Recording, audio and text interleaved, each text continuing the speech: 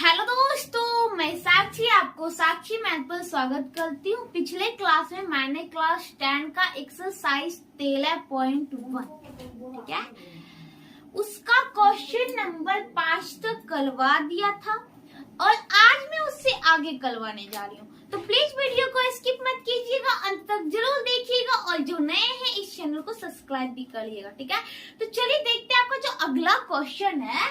Question number 5 तक हो गया तो 6। अगला क्वेश्चन आपको क्वेश्चन नंबर 6 क्या कहता है, तो देखिए। कहता है कि दवा का एक कैप्सूल आते हैं ना दवाई खाने वाले, ठीक है, उसको आप ऐसे करेंगे तो खुल भी सकता है। जो अंदर में केमिकल्स होते हैं जो बीमारी से लड़ते हैं, ठीक है, तो वही दवा की कैप्सूल की बात कर ले, गोटी की नहीं, कैप्सूल की बात कर ले। ठीक है, एक बेलन के आकार का है कैप्सूल, तो बेलन का ही आकार होता है जिससे हम खोल भी सकते हैं। अब क्या है, जिसके दोनों सिरे, अब देखिए यहाँ पे जिसके दोनों सिरे पर एक एक अर्धगोला लगा हुआ है। आप आकृति 13.10 देख सकते हैं।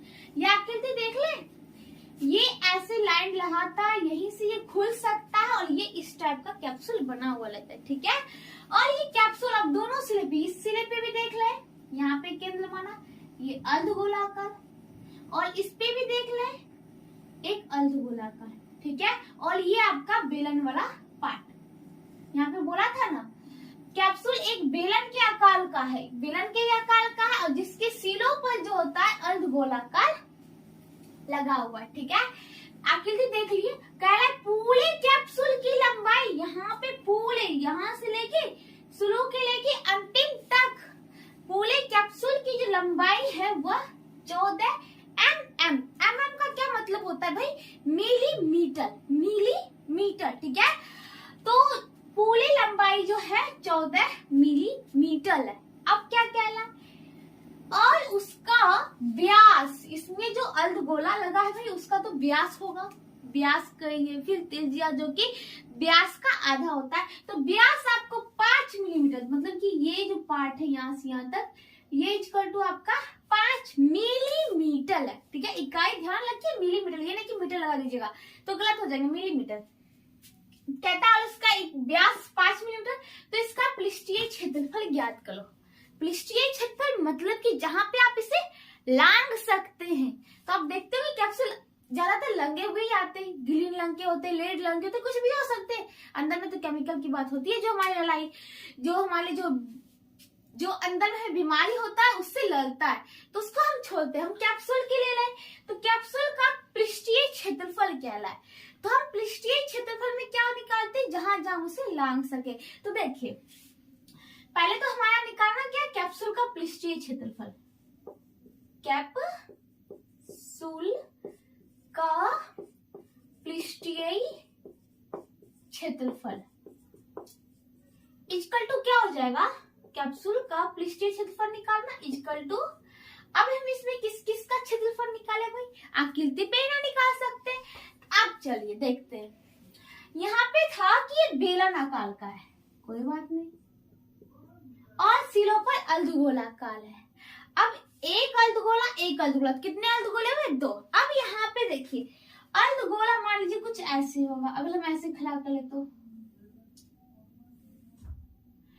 तो हम इसके अंदर वाले पार्ट तो नहीं लांग सकते, सिर्फ ये ऊपर वाला जो खोल होगा उसको लांगेंगे। इसको मान लीजिए कि भी लांग ले, इसको लांगेंगे, इधर भी इसी प्रकार हम इसको लांगेंगे।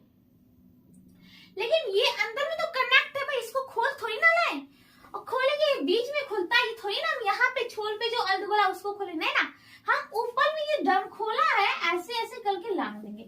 लेकिन ये जो होगा यहाँ पे ऐसे करके जो रहते, इसको तो हम कुछ नहीं कर सकते भाई, कुछ नहीं करेंगे, तो हम लांग किस पाएंगे, ये जो इसका खोला है, मतलब कि मान लीजिए जैसे कटोला हम इस पे, उसके ऊपर वाले जो कुछ इस प्रकार के जो रहते हैं उसको लाएंगे, या जो इस प्रकार होते हैं, तो हम क्या कर सकते हैं, इसके पीछे से ये थोड़ी ना हम उसके जो अंदर में उसको जाके लेंगे, ऐसा थोड़ी ना कर सकते। तो अर्धगोला है, हम इसका ये ऊपर वाला जो खोल होगा उसको लाएंगे, इसी प्रकार हम इधर से भी ऊपर वाले खोल को ही लांग पाएंगे। ठीक है, अंदर में कुछ नहीं करना है भाई, अंदर हमें खोलना कुछ नहीं है, सिर्फ कहता है आपको कैप्सूल का पृष्ठीय क्षेत्रफल बताओ। कैप्सूल जला हुआ है, अब उसका पृष्ठीय क्षेत्रफल हो गया। ठीक है, तो हम क्या लिख सकते हैं, अर्धगोला का। अब अगर हम उसके अंदर वाले खोल के लांगते अगर ठोस रहता लांगते तो कुल पृष्ठीय क्षेत्रफल, लेकिन हम तो उसका ऊपर वाले ढकनी को लांग ले, जो ये ऊपर में ढकनी है इसे इसको लांग ले, तो वक्र पृष्ठीय क्षेत्रफल हो जाएगा। ठीक है, तो कितने अर्धगोले, 1 1 2, व्यास भी तो समान ही है दोनों के लिए, वही तो है भाई। कैप्सूल में जो ऊंचाई होती है, यहाँ पे अगर देखें तो व्यास इक्वल टू कैप्सूल की ऐसे लिखा है, तो ऊंचाई, तो ये ऊंचाई तो समान होती है ना सब जगह, तो यहाँ पे भी 5 है, यहाँ पे 5 व्यास हो जाएगा। तो हम लिख सकते हैं सीधा 1 1 2, 2 अर्धगोला, 2 अर्धगोला का वक्र पृष्ठीय क्षेत्रफल। ठीक है, जोड़। अब यहाँ पे देखिए, सिर्फ हम अर्धगोला, तो इस छोर के माने यहाँ तक लाएंगे अर्धगोला, और इसके यहाँ तक, 2 अर्धगोला यहाँ तक लगाया। ठीक है, खोल को। अब एक बात बताइए, हमने पूला तो नहीं लांगा, लेकिन हमें क्या लगा, वक्र पृष्ठीय कुल निकालने के लिए तो कुल में हमें पूला को लाना पड़ेगा। अब बच्चा कौन सा पार्ट है, तो बेलन वाला पार्ट। ये जो बेलन है ना, यहाँ से ऐसे अगर हम पिक्चर को ड्रॉ करें, इसमें भी ऐसे, ये बेलन वाले पार्ट हो गए, मतलब ये कुछ इस प्रकार, ये तो ये हमारा क्या हो गया, बेलन हो गया। ठीक है, तो अब बेलन, अब भाई बेलन के थोड़ी ना हम इस पार्ट को लांग पाएंगे, नहीं लांग पाएंगे ना, इस पार्ट को हमें खोलना नहीं है, हम तो लांगे बस ये इसका ढक्कन और ये इसका ढक्कन। मान लीजिए ये है, ये लांग पाएंगे और ये लांग पाएंगे, यहाँ पे यही लांग पाएंगे ना भाई, तो ये लांग पाएंगे। तो हम वो क्या होता है, वक्र होता है भाई, वक्र ही तो ऐसे करके ऐसे होते हैं। ठीक है, तो हम वक्र लांग पाएंगे, इसका जो वक्र होगा, इसका साइड, ये साइड, उसी को लांग पाएंगे। तो प्लस में बेलन का वक्र पृष्ठीय क्षेत्रफल। ठीक है, तो हम अब कुछ बचाए लांगने के लिए, अब कुछ हमें दिखने लगा, 2 अर्धगोले थे उसे भी हमने लिख लिया, और जो हमारे बेलन थे उसको भी लिख लिया। तब हम इसमें ये हमको निकालना है, अब उसको हम निकालते हैं। हमें क्या क्या निकालते हैं ये तो बात समझ में आ गई। तो चलिए पहले 2 अर्धगोला का वक्र पृष्ठीय क्षेत्रफल, तो पहले हम अर्धगोला का वक्र पृष्ठीय क्षेत्रफल का निकाल लेते हैं। ठीक है, तो देखिए पहले 1 का निकालते हैं, फिर 2 का 2 से गुना कर देंगे, तो 1 का चलिए निकालते हैं। अब यहाँ पे देखिए आपको व्यास दे रखा था d इक्वल टू 5 मिलीमीटर, तो r बराबर 5/2 मिलीमीटर। ठीक है, अब r निकल गया, तो अब जानते होंगे कि अर्धगोला का वक्र पृष्ठीय क्षेत्रफल क्या होता है, क्या होता है, 2πr²। अर्धगोला का वक्र पृष्ठीय क्षेत्रफल क्या होता है, 2πr²। अगर पूरा गोला रहता है उसका होता है 4πr², इसका आधा करते हैं 2πr² अर्धगोला का। ठीक है, तो यहाँ पे हमें वक्र निकालना, यही आपको पूछता अर्धगोला का कुल, तब 3πr² होता है, लेकिन हमसे वो पूछ नहीं रहा, इसलिए हम यहाँ पे भी उसकी चर्चा नहीं करेंगे, लेकिन हमने फॉर्मूला को बता दिया। तो कितने हो गए, अर्धगोला का वक्र पृष्ठीय क्षेत्रफल 2πr²। ये एक अर्धगोला है, और इसी में हम कितने होंगे, हमारे 1 1 2 होंगे, तो 2 गुने 2πr²। ठीक है, क्योंकि हमें 2 अर्धगोलों का निकालना है, तो 2πr² हम यहाँ पे लिख देते 2 × 2πr²। ठीक है, और प्लस, तो प्लस बेलन का वक्र पृष्ठीय क्षेत्रफल। अब बेलन का वक्र पृष्ठीय क्षेत्रफल क्या होता है भाई, r तो इसके लिए भी यही है और इसके लिए भी यही है। ठीक है, तो r रहने देते हैं। अब बेलन का वक्र पृष्ठीय क्षेत्रफल, अब ये बताइए बेलन का वक्र पृष्ठीय क्षेत्रफल क्या होता है, मैंने बताया था ना, क्या होता है 2πr × h। अब यहाँ पे देखिए बेलन आपका ऐसे है, तो आपका h यहाँ से लेके यहाँ तक हुआ। ठीक है, लेकिन आपको कुल लंबाई था 14 mm। तो यहाँ पे एक बार ध्यान दीजिए, यहाँ पे आपका कुल लंबाई था 14 mm, कोई बात नहीं। अब हमारा बेलन जो इस अर्धगोले को तो छोड़ के ही देखेंगे ना भाई, ये अर्धगोला यहाँ से, तो ये जो था ये ऊंचाई और ये ऊंचाई, ये ऊंचाई तो हट जाएगा हमारा बेलन से। ये जो मतलब सॉरी कैप्सूल जो था, और कैप्सूल से हम इस अर्धगोले को जो हम हटा दे, इसकी ऊंचाई तब तो बचेगा हमारा बेलन की ऊंचाई। तो यहाँ पे इसकी तो त्रिज्या, यहाँ पे अर्धगोला की ऊंचाई क्या हो सकता है, उसकी त्रिज्या होगी। यहाँ पे मान लीजिए ये अर्धगोला है, इसकी ऊंचाई क्या हो सकती है, इसकी त्रिज्या ही ना हो सकती है। यहाँ पे भी इसकी त्रिज्या, यहाँ पे इसकी त्रिज्या होगी 5/2। इसी प्रकार इधर भी तो 5 जोड़ 5/2, ये अगर 5 5 10/2, 2 से 5। इधर और इधर इस साइड मतलब दोनों छोर पे अगर हमने अर्धगोला का ऊंचाई हमने घटा दिया तो कितना घटाया, 5 कुल मिला के हो गए। तो हमारा कुल कैप्सूल की लंबाई थी 14 mm, मतलब 14 मिलीलीटर। तो अब बेलन की लंबाई भाई क्या होगी, बेलन की ऊंचाई क्या होगी, तो 14 mm मतलब 14 में से हम 5 घटा देते, इतना mm। तो 14 में से 5 जा, क्योंकि हमने ये जो अर्धगोला जुटा हुआ था उसको तो हटा दिया। पूरा कैप्सूल है, कैप्सूल से हमने दोनों अर्धगोले की ऊंचाई को हटा दिया, मतलब दोनों की त्रिज्या को हटा दिया, तो बचा जो हमारे बेलन की ऊंचाई, तो हमने गया तो 9 mm, मतलब 9 मिलीमीटर।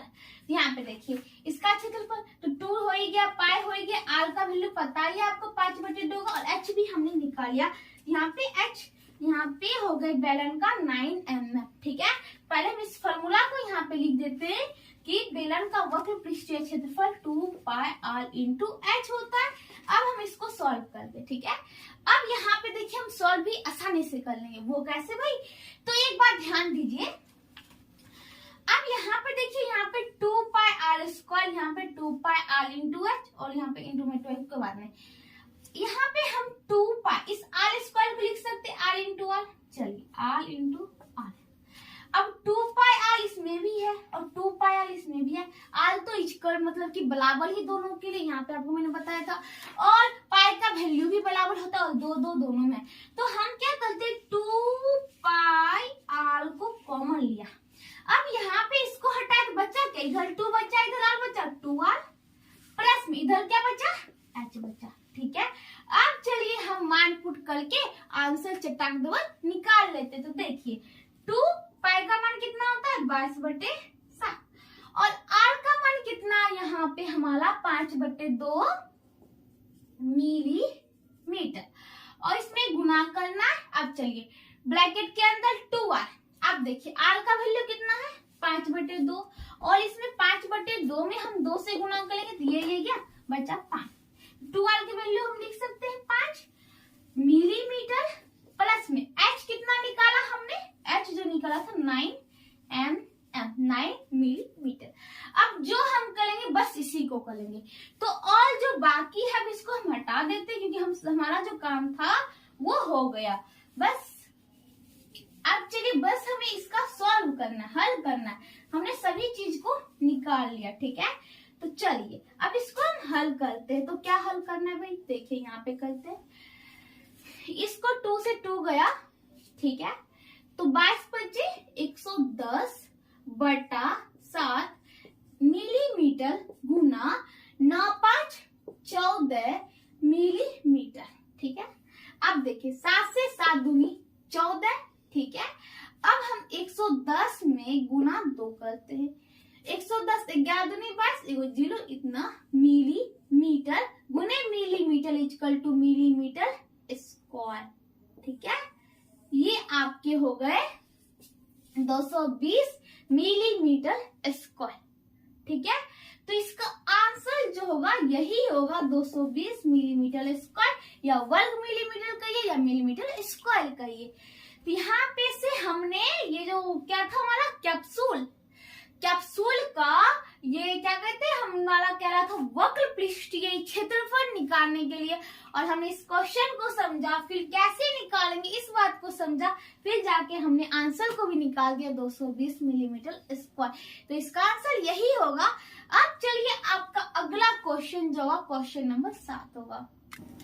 अब देखिए आपके जो अगले क्वेश्चंस है, क्वेश्चन नंबर 7, क्वेश्चन नंबर 6 तक करवा दिया था, ठीक है। अब क्या कहता है क्वेश्चन नंबर 7, ये देख लेते हैं। कहता है कोई तंबू है। देखने में तो क्वेश्चन बहुत बुरा लेकिन बहुत ही इजी होगा, ठीक है, डरना नहीं है। चलिए, कोई तंबू है, कोई तंबू है। तंबू किसे कहते हैं? जो इस प्रकार से सेना लोग बना के रहते हैं ठंडी ठंडी इलाकों में जहाँ पे काम करते हैं, तो वही तंबू की यहाँ चर्चा हो रही है, ठीक है। कहता है कोई तंबू एक बेलन के आकार का है।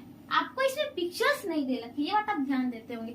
तो हम पढ़ते भी जाते हैं और साथ साथ पिक्चर भी बनाते जाते हैं, क्योंकि हम पिक्चर्स पे ही सभी जो क्वेश्चंस हैं उसका आंसर निकल जाए। तो चलिए, कहता है एक तंबू है, कोई बात नहीं, वो बेलन के आकार का है। तो पहले हम बेलन के आकार का ढांचा खींच लेते। चलिए भाई, तंबू ही तो है, बेलन आकार का है, ठीक है, ये हमने खींच लिया। Okay done. अब देखिए क्या कह रहा है, जिस पर एक शंकु अध्यालोपित है, मतलब कि अब अध्यालोपित है, मतलब इस पर जो है एक शंकु है। क्या है? शंकु। इसी पर है, इससे बाहर नहीं है। इस पे हमने शंकु का भी खींच देते, ठीक है। तो हमने ये शंकु को भी बना दिया। इसका मतलब है इस पे इसकी त्रिज्या, बेलन की जो त्रिज्या वही शंकु की भी त्रिज्या होगी। ये आप देख लेना तंबू कुछ इस प्रकार से, ठीक है। अब क्या कहला, ये हमने तंबू बना लिया। अब कहला, यदि बेलनाकार भाग की ऊंचाई और व्यास, तो बेलनाकार भाग है ये बेलनाकार, इस बेलनाकार भाग की कहला ऊंचाई, ये आपका हाइट, और व्यास मतलब डी मतलब 2r।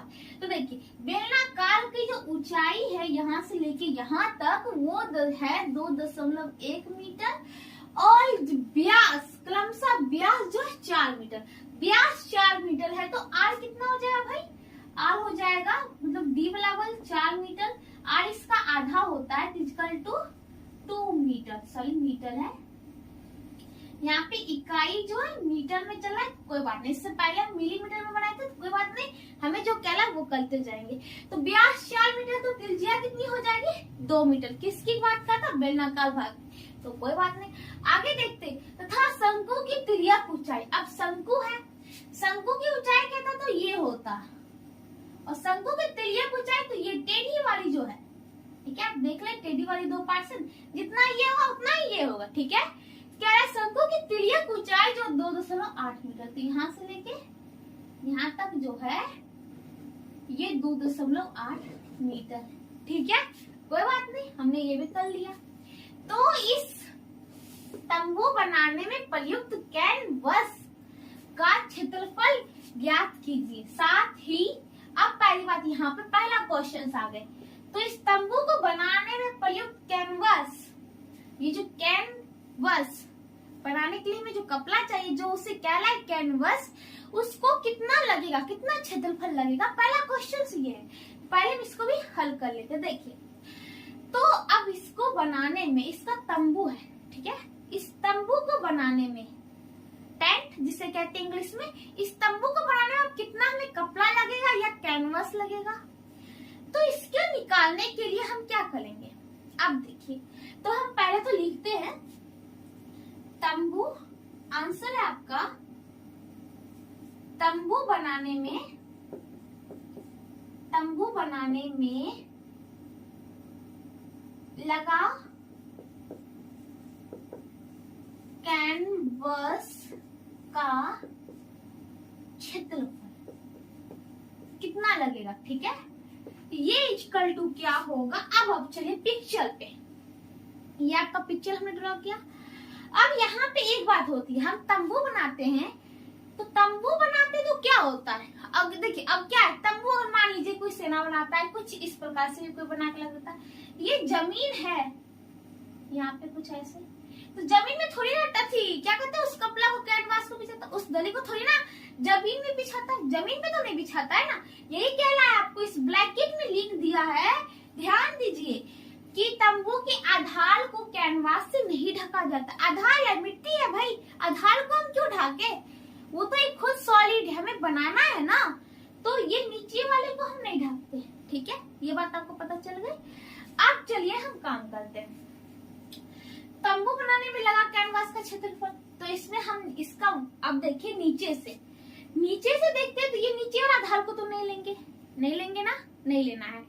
अब मान लीजिए कोई चीज है, हम उसका आधार को नहीं लिए। अब बेलनाकार नीचे से तो बेलनाकार यही हुआ, तो जो कपड़ा लगेगा हमें यही कपड़ा लगेगा भाई। इसका वक्र जो कि बेलना का क्या कहलाता है, वक्र। ना ही नीचे दे ले ना ही ऊपर। अब ऊपर भी क्यों ना देंगे भाई, ऊपर चाहिए कि बारिशों का ढक देते, नहीं ढकेंगे क्योंकि ये ऊपर भी, इसके ऊपर ये जो शंकु बना वो जुला हुआ है, तो इसके ऊपर भी कुछ नहीं। तो हम क्या निकालेंगे, इसका वक्र पृष्ठीय क्षेत्रफल। अब यहाँ पे देखिए, अगर आपको नहीं समझ आया कैनवास, तो जहाँ पे आप लांग सकते हैं यही लेके चलिए, जहाँ पे आप लांग सकते हैं, ठीक है। लांग सकते मतलब हमने कपड़ा को लगा दिया, पहले हम लांग को लांगते थे, अब कपड़ा को लगा दिया, वही तो हुआ, बात तो एक ही है ना। तो हम क्या कर सकते, ना ही नीचे तो लांगना ही नहीं, नीचे तो मिट्टी है, ये देखिए मेरे हाथ जो है ये मिट्टी, इस पे हमने इसे खड़ा किया। इसके ऊपर शंकु है तो इसको भी नहीं लांगना, इसको अंदर खोल के थोड़ी ना जाएंगे कपड़ा लगाने के लिए, ऐसा थोड़ी ना करते हैं, नहीं। तो हम क्या कर ले, सिर्फ ये इस पार्ट जो कि बेलन का वक्र पृष्ठीय क्षेत्रफल, ये हो जाएगा बेलन का वक्र पृष्ठीय क्षेत्रफल, ठीक है। प्लस ये इतना हुआ पार्ट यहाँ से लेके यहाँ तक का। अब क्या है ऊपर में, इसके ऊपर जो हमने ढका नहीं कपड़ा से, बारिश हुआ तो पानी जा सकता था लेकिन नहीं ढका, क्योंकि उसके ऊपर है क्या है भाई, खुद ही एक शंकु बना हुआ है। अब शंकु आया तो शंकु के लिए भी तो कपड़ा चाहिए बनाने के लिए, कैनवस तो चाहिए। अब इसके ऊपर शंकु बनाते हैं, ठीक है। अब देखिए शंकु तो बनाएंगे भाई, अब क्या शंकु के लिए ये हमें यहाँ पे जो कपड़ा लगा इसके लिए भी तो इसके ऊपर खड़ा है, इसके मान लीजिए ये बेलन है, इसके ऊपर कुछ इस प्रकार से खले हैं। अब इसके तो शंकु का जो ये आधार हुआ, ये जो बेलन पे अध्यलोपित है ये, तो इस शंकु को आधार जो उसमें तो फिर कपड़ा नहीं देंगे भाई। क्यों नहीं देंगे, क्योंकि इससे जुला हुआ, इसको बीच में हम फाड़ के कपड़ा नहीं दे रहे हैं, इस पे जुला हुआ है।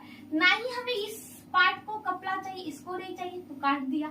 तो अब देखिए बचा क्या भाई, बस ये कपड़ा चाहिए हमें इधर का और इस साइड का, इस साइड और इस साइड। तो ये क्या कहलाता है, शंकु का वक्र पृष्ठीय क्षेत्रफल। तो प्लस शंकु का वक्र पृष्ठीय क्षेत्रफल, ठीक है। तो ये पिक्चर्स को समझना था, यहाँ पर ध्यान देने वाली बात थी। और ये कह दिया कि ध्यान दीजिए तंबू के आधार में तो कपड़ा नहीं लगता है। अब ऊपर में हमने सीधा यहाँ से इसको और इसको ऐसे शंकु खड़ा कर लिया, तो बीच में कपड़ा कैसे देंगे भाई कोई। अब जैसे घर ही खड़ा करते हैं तो घर मान लीजिए कि जैसे बारिश वाले स्थान पे कैसे बनाया जाता है, कुछ इस प्रकार से घर बनाया जाता है, इस डिजाइन से। क्या इसमें यहाँ पे एक छत डालता है, नहीं डालता है, ठीक है। ये बारिश वाले स्थान पे ऐसे इसलिए बनाया जाता है ताकि ये पानी पड़े और ये स्लोप होके पानी गिर जाए, जमे नहीं। तो अब यहाँ पे छत डालेंगे ना डालते हैं, उसी प्रकार यहाँ पे अब इसको के ऊपर नहीं, सिर्फ इधर ये हमें जो बनाने में लगा और ये जो लगा, इसी में ना कपड़ा खर्च होगा, ठीक है। उसी प्रकार यहाँ पे इसको और इसको में लगेगा कपड़ा, मतलब कैनवास या कहिए पेंटिंग। नहीं होता है तो पेंटिंग हम यहाँ और यहाँ कर सकते, और बीच में तो थोड़ी ना खोल के जा करेंगे, ना करेंगे नहीं। तो क्या हो गया, शंकु का वक्र पृष्ठीय। अब इस दोनों को जोड़ते हैं तो फॉर्मूला पहले हम लगा देते हैं। बेलन का वक्र पृष्ठीय क्षेत्रफल क्या होता है, 2 पाई r इंटू h, प्लस शंकु का वक्र पृष्ठीय क्षेत्रफल पाई r l, ठीक है। अब देखिए पाई तो दोनों में है, पाई का वैल्यू समान होता है 22/7 लेके चलिए 3.14, ठीक है। तो पाई तो ठीक है, आर भी इसमें भी है और इसमें भी है, और आर दोनों में समान है। क्यों भाई, क्योंकि बेलन पे ही तो शंकु है, अध्यलोपित है बेलन पे ही, तो नीचे में मतलब जो बेलन का उपला वाला भाग जितना है इसी पे से ये शंकु खड़ा किया है, तो आर तो समान ही है, तो इसमें भी आर इक्वल टू इसमें भी आर। तो पाई आर दोनों में है, पाई और आर को कॉमन लेते तो बच्चा क्या यहाँ पे 2 इंटू एच, प्लस यहाँ पे पाई कॉमन है तो एल बच गया, ठीक है। अब हम इसको सॉल्व करते तो चलिए। अब देखिए पाई का वैल्यू कितना होता है 22/7, और आर कितना है आपके, आर इक्वल टू 2 मीटर और इंटू ब्रैकेट में है 2h। अब h था किसका, बेलन का था, बेलन की h कितना है 2.1 1 मीटर। इसका है 2h, 2 इंटू एच, तो h 2.1, 21 दूनी 42, 4.2 मीटर हो गया, 4.2 मीटर प्लस एल। एल किसकी बात हो रही है? शंकु का हो गया पृष्ठीय क्षेत्रफल में पाई आर एल, शंकु का एल, इसको हम एल कहते हैं और इसको एच कहते हैं। मैंने बताया था इसे तलीय ऊंचाई और इसको ऊंचाई। तलीय की कितना है? 2.8 मीटर, तो 2.8 मीटर। अब चलिए इसको हल करते हैं। तो 22/7 गुणे 2 मीटर गुणे इसको जोड़ेंगे तो कितना होगा? तो लफ में हम जोड़ लेते ताकि यहाँ पे सीधा हम काम कर दे। तो 4.2 जो 2.8, 8 2 10, 4 2 6 7, ये 7 मीटर। ये 7 से 7 गया तो 22 दूनी 44, एक ये तो कट गया, और मीटर गुने मीटर, मीटर स्क्वायर। तो आपको इस तंबू को बनाने में कितने कपड़े या कितने क्या कहते हैं उस कैनवास लगे? तो कितने लगे? 44 मीटर स्क्वायर। ठीक है, एक क्वेश्चन का तो आंसर निकल गया। अब अगला क्वेश्चन भी देख लेते हैं। कह रहा है साथ ही 500 रुपये प्रति मीटर स्क्वायर की दर से इसमें प्रयुक्त कैनवास की लागत ज्ञात कीजिए। भाई अब कह रहा है कि अब 1 मीटर स्क्वायर कैनवास जो था उसको खरीदता है 500 रुपया, तो हमारा 44 मीटर स्क्वायर लगा। क्या था? इसको बनाने के लिए कितना रुपया खर्च होगा? यही ना आपके आप क्वेश्चन है। तो हम इसका हल अब इस पिक्चर्स को हटा देते हैं। अब पिक्चर्स का कोई काम नहीं ला, ठीक है, तो हम इस पिक्चर्स को हटा के अब इसका हल हम यहाँ निकाल देते हैं।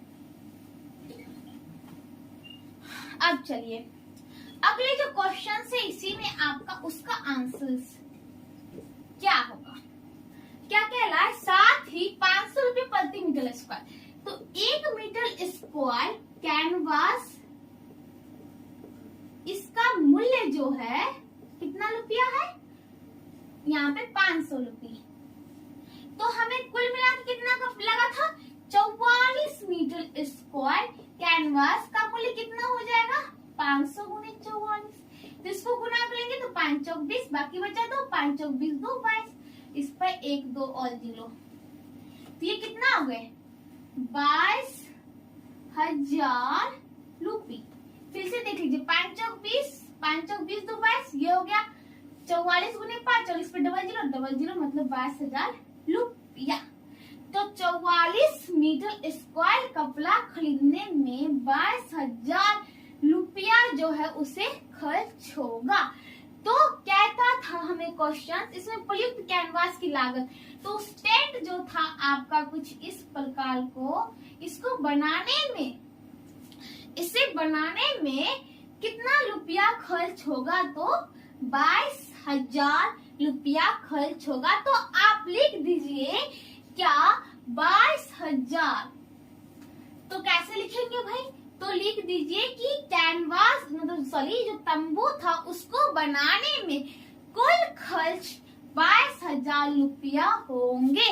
तो इसी के साथ आपके जो क्वेश्चन नंबर 7 था उसमें 2 क्वेश्चंस थे और उसमें आपको कुछ छोटा सा एक हिंट भी दिया था बनाने के लिए, तो हमने इसे भी सॉल्व कर दिया। आपके दोनों क्वेश्चंस के आंसर हमने निकाला, एक से अपना ही दूसरा निकल जाता है भाई, वही इसमें भी हुआ। तो इसी के साथ आपका क्वेश्चन नंबर 7 भी खत्म होता है और आज मैं इस क्लास को भी यही समाप्त करती हूँ। अगले क्लास में इससे आगे क्वेश्चन बताऊंगी, तब तक जुड़े रहिएगा। अगर वीडियो पसंद आए तो लाइक जरूर करना।